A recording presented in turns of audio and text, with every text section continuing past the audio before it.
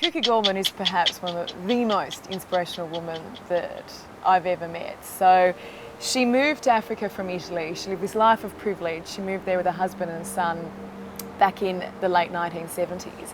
And she's had such extraordinary tragedy in her life. She lost her husband in a car crash when she was pregnant, and 3 years later her son died of a snake bite. And most people at that point would run home, they would go home to their family and friends. She stayed in Africa with a newborn child and made this decision to turn this huge cattle property into the largest wildlife conservancy in Kenya. And she has basically saved the population of elephants in Kenya by doing this. I mean, she was a woman so far ahead of her time.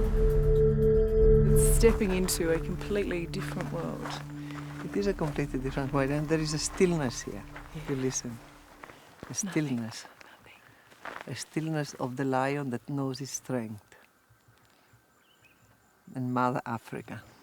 You're Mama Africa, aren't you? I am Mother Africa, to understand. Mother Nature, Mother Africa. Well, I mean, in 1980, you know, she was probably the only greenie in Kenya, and so all her neighbours had big cattle ranches, and they all said she'd go broke and that she would end up in debt having to sell this place. And she ignored everyone, did this on her own, and basically dedicated 400 square kilometres of land to the wildlife. She was doing all of this at a time when the poachers were starting to move in. So she started the first private anti-poaching squad to basically patrol her property.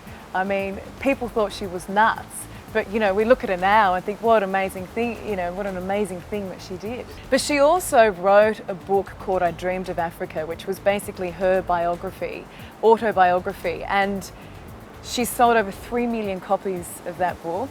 She sold the script to Hollywood and they made a film starring Kim Basinger, and she's made over $1 million from that, and every single cent she has poured back into the property.